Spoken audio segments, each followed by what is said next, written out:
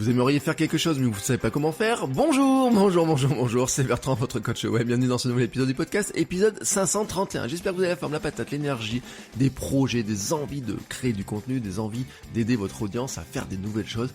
Peut-être vous y avez pensé tout l'été, voilà, on est déjà à la fin de l'été. Bah oui, c'est la rentrée la semaine prochaine. Aujourd'hui, on est le vendredi 28 août. Et là, vraiment, vous dites, ah ouais, tiens, j'ai plein d'idées, plein de projets, etc. Et aujourd'hui, je voudrais vous mettre en garde sur une erreur que je vois souvent. Presque un grand mensonge, vous voyez, un espèce de truc qui se propage, une idée qui se propage, comme quoi la technique ne serait pas importante. Et moi, ce que je voudrais vous dire aujourd'hui, c'est que quel que soit le domaine dans lequel vous allez vous exprimer, quel que soit le domaine dans lequel vous créez du contenu, il ne faut pas oublier le côté technique des choses, le côté de comment je fais quelque chose, parce que c'est ce qui bloque 90% de votre audience. Mais avant d'entrer dans le vif du sujet, je voudrais d'abord vous remercier les uns les autres. Alors, vous remercier pour ceux qui financent ce podcast par biais de Patreon. Je vous rappelle que Patreon permet de donner une somme d'argent que vous jugez libre en plus, d'ailleurs, j'ai mis des paliers, mais vous pouvez à partir de 1€ par mois m'aider à financer le podcast, m'aider à financer ma vie, à vivre tout simplement, de mes contenus avec un petit bonus tous les lundis où je fais un épisode privé, spécialement un épisode privé de podcast. Vous avez un flux privé de podcast qui vous permet d'avoir des conseils complémentaires, aussi mes réflexions, avoir des fois je vous fais des petits cadeaux, je vous donne un petit peu les coulisses, je vous dis sur quoi je travaille, sur comment je travaille, etc. Je vais un peu plus dans les détails, un peu plus en profondeur. Donc là, vous allez dans les notes de l'épisode, vous cherchez le lien Patreon, patreon.com/Bertrand Soulier, et vous pouvez suivre tout ça. Je remercie aussi ceux qui diffusent le podcast autour d'eux. Alors, par exemple, vous pouvez le faire en partageant sur Twitter, comme certains le font. Vous pouvez partager aussi en story sur Instagram.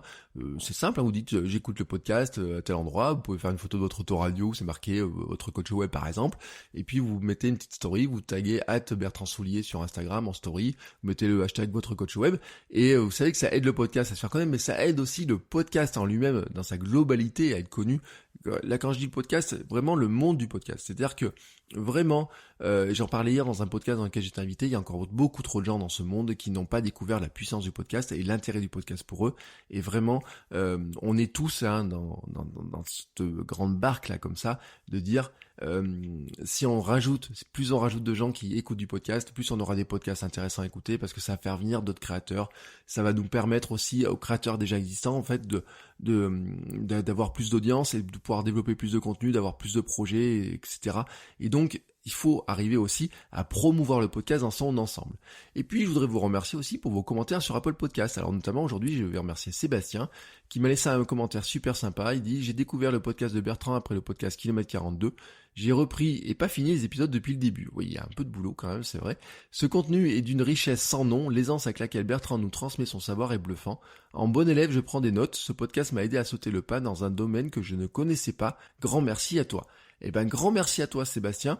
Et effectivement, je suis Sébastien de près, et il fait des choses, il a lancé un podcast, il se lance dans de nouvelles choses, etc. Et je suis heureux quand je vous vois les uns les autres suivre mes conseils et passer à l'action grâce à mes conseils. Et aujourd'hui, justement, je voudrais vous dire que je ne suis pas là juste pour vous agiter un petit foulard devant les yeux en vous disant voici ce qu'il est possible de faire, faites ça, foncez, etc. Je veux vous dire aussi que il y a un côté que je n'oublie pas et sur lequel je veux vous sensibiliser, et que vous ne l'oubliez pas aussi de votre côté quand vous créez du contenu, c'est l'importance de la technique. Car aujourd'hui, vraiment, je vais vous donner mon avis sur quelque chose qui m'énerve chez beaucoup de formateurs et de marketeurs, chez beaucoup de créateurs qui veulent vous expliquer comment créer du contenu, mais qui s'avère être un mensonge. Alors, est-ce que c'est un mensonge par omission? Est-ce que c'est un mensonge par fainéantise? Est-ce que c'est un raccourci qu'ils prennent? Mais en fait, le problème de ce mensonge, de cette posture, c'est que ça vous conduit droit dans le mur, ça conduit ceux qui suivent ce conseil droit dans le mur, et ça construit, si vous le suivez vous, aussi votre audience droit dans le mur. C'est-à-dire que là, par ricochet, en fait, c'est un conseil qui est très dangereux. Ce conseil, ce message ambiant, est de dire: concentrez-vous sur le marketing, ne pensez pas à la technique n'est pas importante. Et ça, c'est un conseil vraiment, vraiment foireux.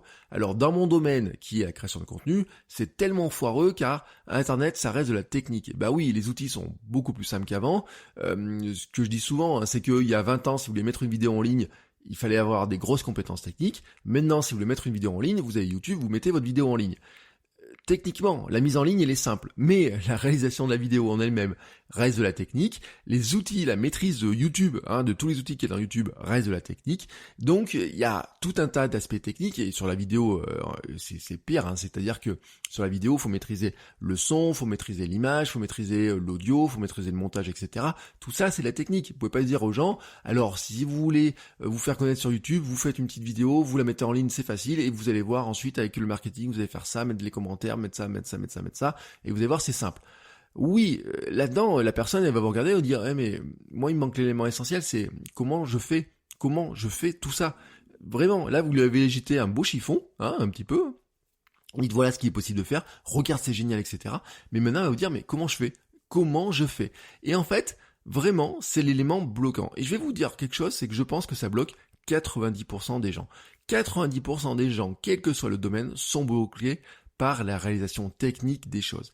Et c'est assez facile de le constater. Alors moi je le constate dans mon domaine, sur la plupart des groupes Facebook, des forums, des Slack, des espaces de discussion liés à Internet, au podcast, à la comment vivre de sa passion, comment devenir blogueur professionnel, vous voyez, comment devenir influenceur, tous ces groupes-là dans lesquels je regarde un petit peu ce qui se passe, ce qui se dit, quelles sont les questions, quelles sont les remontées, etc. Mais ça peut être aussi dans les commentaires que je reçois sur ma chaîne YouTube, 90% des questions sont techniques, ce sont des questions vraiment techniques et ça remonte à comment faire ça, quel logiciel utiliser pour faire ça, j'aimerais faire telle chose mais je ne sais pas comment faire, quel micro utiliser pour faire mon podcast, comment je branche ça, j'ai acheté tout le matériel recommandé par tel podcasteur ou tel par vidéaste mais je ne comprends rien, j'arrive pas à le monter, j'ai pas le son tel qu'il l'a lui-même. Et puis il y a aussi des trucs qui remontent souvent, c'est alors on m'a conseillé dans une formation tel logiciel, tel outil, tel CMS, on m'a conseillé WordPress, tel plugin WordPress, on m'a conseillé un autorépondeur mais je n'arrive pas à l'utiliser, je perds mon temps, j'ai l'impression d'avoir perdu de l'argent en achetant la formation et avoir perdu de l'argent ensuite en prenant un abonnement pour tel autorépondeur et j'arrive pas à l'utiliser, il y a rien qui marche, je vais tout balancer, j'arrête tout, j'en ai marre. Waouh. Alors là, quand vous êtes dans cette situation-là, vous avez une personne qui est vraiment, vraiment bloquée. Et vous, en tant que créateur de contenu, ce que vous voulez faire, c'est aider votre audience à faire quelque chose, et vous devez absolument le prendre en compte. C'est-à-dire que vous devez pas juste agiter comme ça le petit chiffon rouge devant les yeux de la personne. Vous devez lui dire, voici ce qui est possible de faire, voici comment on va le faire, comment il est possible de le faire. Et le constat, c'est qu'actuellement, un grand nombre de formations qui existent excluent ce côté technique ou le bac, y compris des formations à plusieurs centaines d'euros, dans lesquelles j'ai pu avoir accès. Elles ne sont pas mauvaises, franchement, si vous allez apprendre des trucs, elles ne sont pas mauvaises, elles n'ont pas été, c'est pas fait dans un mauvais esprit ou quoi que ce soit, vous pouvez apprendre des trucs, mais en fait, elles oublient cet élément clé. J'ai par exemple vu des formations sur le podcasting qui expliquent ce qu'est un podcast, que mettre dedans, comment planifier ses épisodes, comment promouvoir le podcast, mais il n'y a pas la moindre explication technique sur le plus important pour moi, vraiment pour moi, parce que tout le reste n'est pas possible si on oublie cet élément-là, c'est comment j'enregistre, avec quel logiciel j'enregistre, comment je fais le montage, comment je publie et comment j'inscris le podcast par exemple sur une plateforme comme Apple Podcast. Il y a juste une phrase, alors voilà, maintenant vous allez planifier, vous allez faire ça, vous allez faire un plan, vous allez prévoir vos épisodes, etc. Voici le plan des épisodes, et puis c'est dit, bon maintenant vous prenez un micro, vous prenez un logiciel comme Audacity, vous enregistrez. Et là, si vous avez déjà ouvert un logiciel comme Audacity, vous savez que vous vous retrouvez face à un logiciel qui n'est pas très ergonomique, qui est d'une puissance redoutable, mais qui n'est pas très ergonomique, et vous allez essayer d'appuyer sur le bouton, on vous dit d'appuyer sur le bouton rouge, vous vous dites, mais c'est quoi ce bouton rouge? Et puis vous allez dire, mais pourquoi j'ai pas le son qui remonte? Pourquoi c'est le son de ma webcam et pas le son de mon micro? Pourquoi j'ai ça? Bref, la personne, si vous êtes dans cette situation-là, vous vous retrouvez bloqué. Et vous allez vous dire aussi que vous, dans votre domaine, vous pouvez vous retrouver avec une audience que vous avez essayé d'aider en lui donnant des conseils, mais si vous avez oublié de le côté tout simplement de est-ce qu'elle est capable de le faire, vous allez la bloquer. Et là vraiment c'est un vrai problème parce que c'est quoi le résultat? Soit la personne elle est techniquement assez à l'aise et curieuse pour le faire. Et là ça va passer, elle va dire bon les conseils étaient bons, je sais comment le faire, j'applique. Ça c'est le mieux. Mais pourrait se dire aussi, finalement, ça vaut pas l'argent, quoi. Vous lui avez vendu, je sais pas, une petite formation sur un sujet, et vous avez oublié la partie technique. Alors peut-être que il y avait des astuces à partager, des choses comme ça qui auraient été très utiles. Elle va se dire, franchement, c'est un peu gonflé, quoi. Soit la personne, elle a du budget, va passer par un prestataire pour faire le côté technique, ça peut marcher dans certains domaines, par exemple sur internet ça marche. Je vous dis, le mieux c'est de lancer un blog et de lancer une boutique ou commerce. Bon, si je vous dis pas comment, si vous avez de l'argent, vous allez passer par un prestataire, Peut-être moi d'ailleurs comme prestataire, à la limite si vous avez envie, hein, ça aurait pu être le cas. C'est pas quelque chose que je fais très régulièrement, donc je vous dis pas le cas de dire voilà lancez un blog et venez vers moi pour le faire, parce que c'est pas, si je prends pas de clients trop dans ce domaine-là, mais voyez un petit peu l'esprit. Et dans lequel cas, on pourrait se dire que certains le font aussi, hein, c'est pas impossible. Mais donc la personne a du budget, passe par un prestataire pour le côté technique, et elle se dit bon bah le côté technique je m'en fous, et puis je fais faire par quelqu'un d'autre. Soit la personne, elle a ni les compétences techniques ni le budget, et dans ce cas-là, elle est totalement bloquée. Elle reste bloquée. Et là, c'est de la déception, et même pire, de la frustration. En fait, la personne, elle sait ce qu'elle doit faire, elle sait ce qu'il est possible de faire, vous lui avez ouvert le champ des possibles, mais vous ne lui dites pas comment elle en profite. C'est-à-dire que vous lui avez mis un joli leurre, là, comme ça, devant les yeux, comme un poisson, vous avez attrapé... vous lui montrez comment, vous voyez, elle est là devant vous, là, comme ça, et voilà, hop, tac, tac, tac, tac, mais comment elle fait pour passer à l'action? Et ça, c'est un problème, mais vraiment majeur. C'est vraiment un problème majeur parce que vous créez, je le répète, de la déception et de la frustration. Si je parle pour ma paroisse, rien que ma paroisse à moi, hein, donc la partie création de contenu, la réalité des choses, c'est qu'Internet et la création de contenu, c'est avant tout de la technique. Certes, ça prend du temps à expliquer, ça prend plus de temps à expliquer qu'un concept marketing un peu fumeux dans un livre, ça c'est sûr. Mais la technique, c'est la base. C'est-à-dire que si vous n'avez pas la technique, dans la création de contenu sur Internet, vous ne pouvez pas avancer. Et donc, moi, c'est quelque chose que je prends en compte, que je suis obligé de prendre en compte, parce que sinon, je vous frustre. Je vais vous frustrer. Alors, bien sûr, en podcast, je peux pas tout vous montrer. Donc, il y a des choses que je vais faire, par exemple, sur ma chaîne YouTube. Il y a des choses que je vais faire dans les formations. Mais je dois vous montrer les choses. Mais, quel que soit le domaine dans lequel vous êtes, c'est une réalité, c'est vrai. Quel que soit dans le domaine. On va dire par exemple que l'an prochain, vous avez décidé de partir en vacances en vélo. Voilà, vous voulez venir en Auvergne faire du vélo. Bon, parce que je vous dis l'Auvergne parce que c'est la plus belle des régions, hein. En tant qu'Auvergnat, je suis chauvin, donc je vous dis, venez en Auvergne faire du vélo. Bon, maintenant, qu'est-ce qui va se passer pour partir en vacances en vélo? Bon, d'abord, il va falloir savoir faire du vélo. Il y a peut-être des gens qui savent pas faire du vélo, donc ça déjà, c'est le premier apprentissage, j'apprends à faire du vélo. Ensuite, j'apprends à rouler sur la route. Donc ça, c'est de la technique, ça reste de la technique, hein, qu'on le veuille ou non. Le code de la route, que vous le vouliez ou non, hein, c'est pas juste un truc, un livre qu'on lit comme ça si on a envie, non, il faut connaître les règles, etc. Il y a des règles spécifiques au vélo, et puis il faut apprendre à rouler peut-être en groupe, en peloton, peut-être si vous partez à 3 ou 4, faut les règles de sécurité, il faut apprendre aussi à rouler avec des sacoches, comment j'accroche la sacoche sur mon vélo, c'est de la technique, accrocher une sacoche, remplir les sacoches pour savoir comment j'équilibre les sacoches pour pas être en danger, c'est la technique, des astuces, des conseils, des choses comme ça. Comment charger votre vélo, je le répète, comment réparer un pneu en cas de problème, tout ça c'est la technique. Alors ensuite, une fois que vous maîtriserez ces éléments techniques, s'ouvrira le chemin de faire la découverte du monde, la découverte de l'Auvergne, etc. Et vous allez voir comme c'est beau, mais parce que le problème technique sera résolu, vous serez capable de profiter du reste. Alors que si vous partez sans avoir maîtrisé la technique, bon déjà vous partirez peut-être pas parce que vous dites bon je sais pas faire du vélo, bon ça c'est un problème. Mais ensuite vous allez vous rendre compte ah ben non finalement vous savez faire du vélo mais vous savez pas pédaler efficacement, vous avez galéré etc. Ou alors votre vélo était tellement mal chargé que c'était une galère, que vous tombiez etc. Donc vous prenez pas de plaisir et vous revenez, au lieu d'avoir pris des bonnes vacances, vous revenez complètement frustré. Voilà, complètement frustré. Donc on revient toujours à cette logique-là, c'est-à-dire que si vous n'avez pas la maîtrise technique de base, vous ne pouvez pas faire. Et je le redis, mais je le redis vraiment.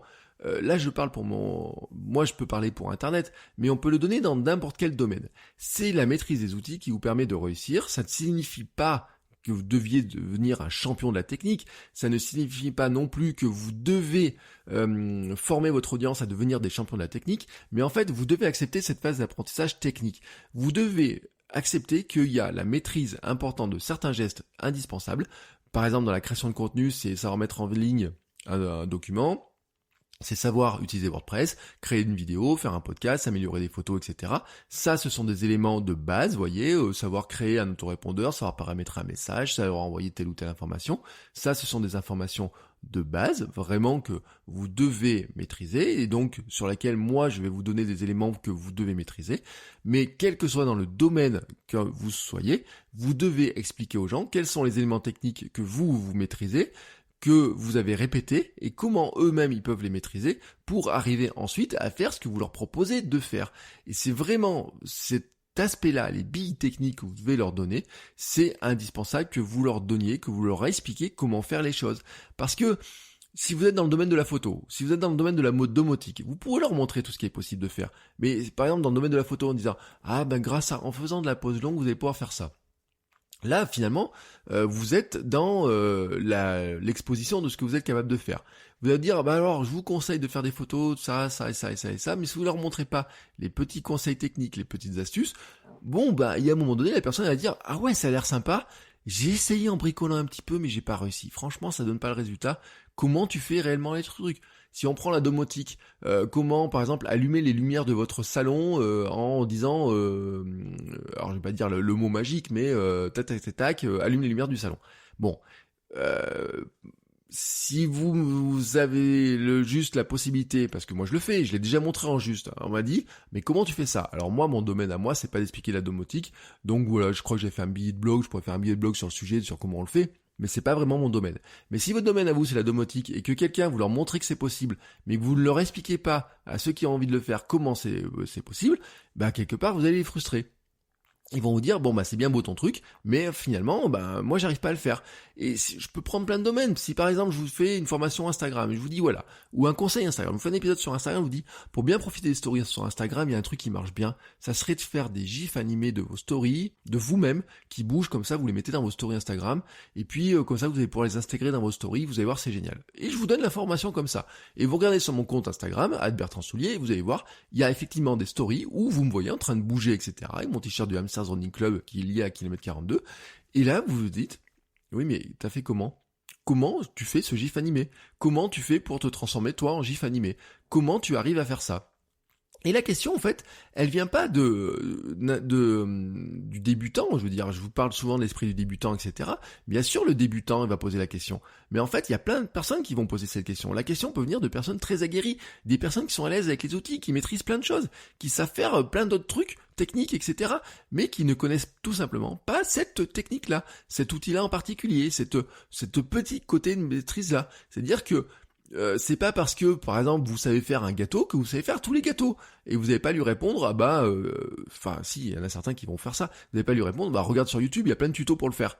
Là, vous avez créé la déception parce que, au lieu de résoudre le problème, en fait, vous avez créé un nouveau problème. C'est-à-dire que la personne est venue pour résoudre un problème, et au milieu, vous dites, bah tiens, voici ce qui est possible de faire, je te conseille de faire ça et ça et ça.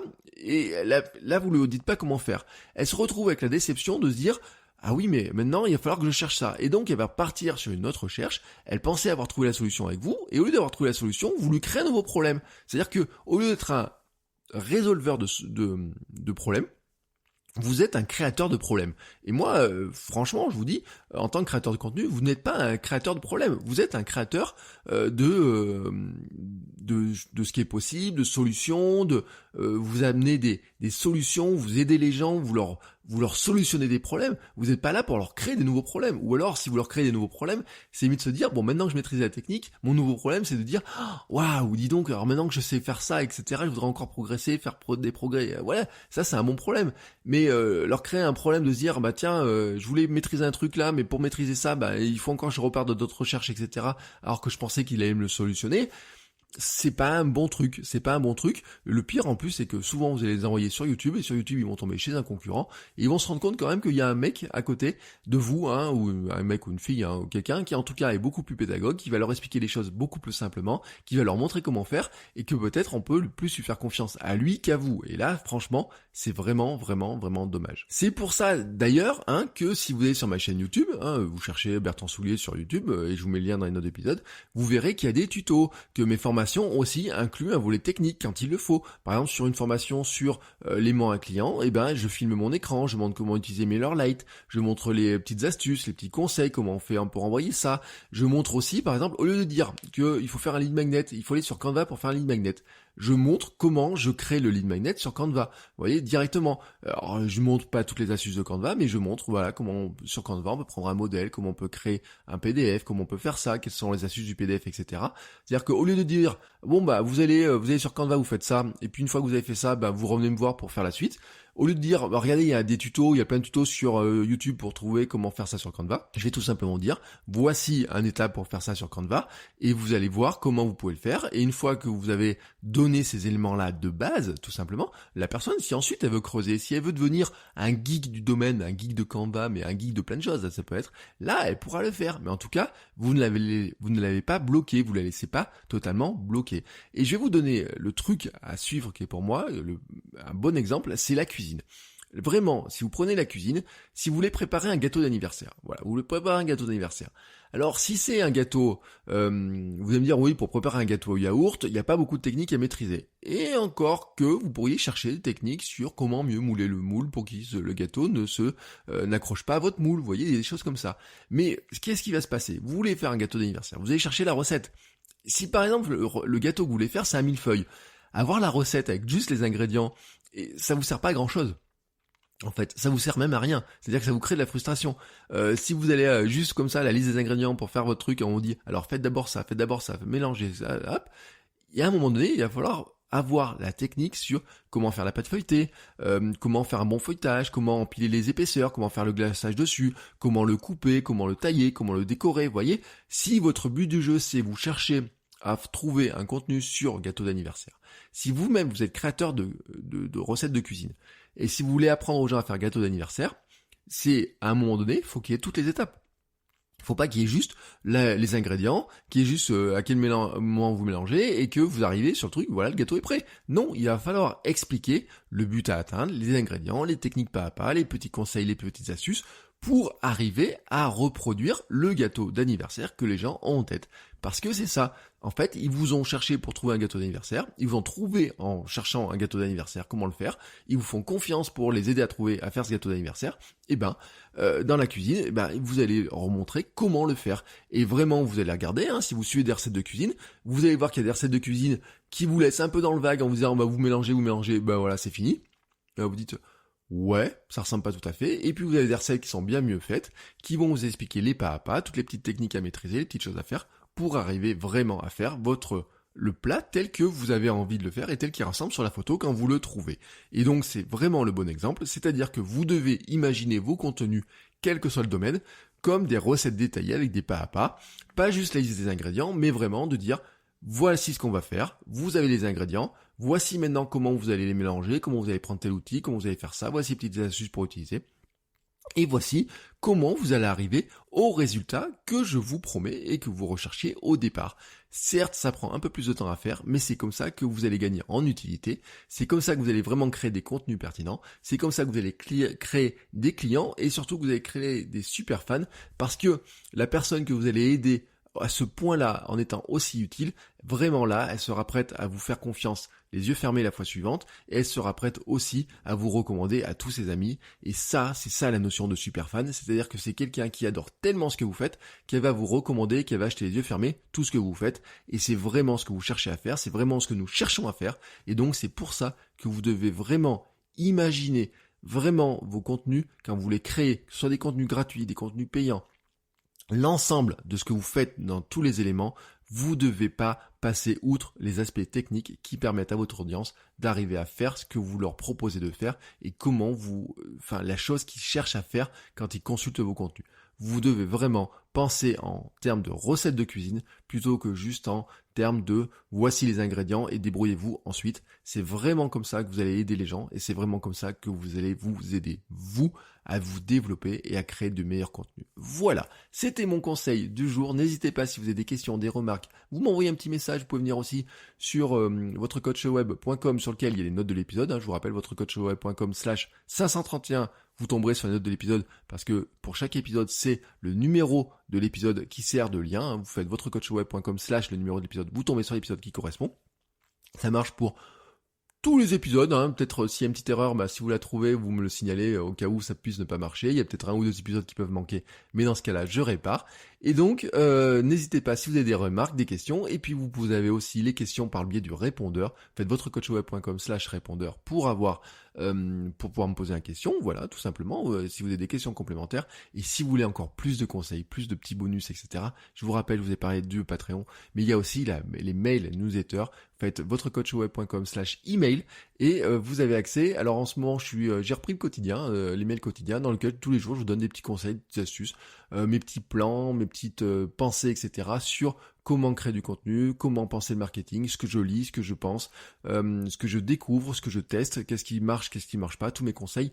Et c'est des conseils, en plus, la plupart, je ne les donne pas sur le podcast, ou alors ils sont disséminés à droite à gauche, et là, ils sont reformatés, ils sont reformulés, et vraiment, il y a je pense 80% de conseils que je n'ai jamais donnés dans le podcast. Donc vous faites votrecoachweb.com/email et vous avez accès tous les jours, ou presque, à mes conseils complémentaires. Voilà, on se retrouve tout de suite dans les mails, on se retrouve tout de suite dans le répondeur, dans les messages, partout, et on se retrouve la semaine prochaine pour un nouvel épisode. Et puis entre-temps, si vous voulez faire un petit tour sur YouTube et ailleurs, vous avez tous les liens dans les autres épisodes. Ciao, ciao les créateurs!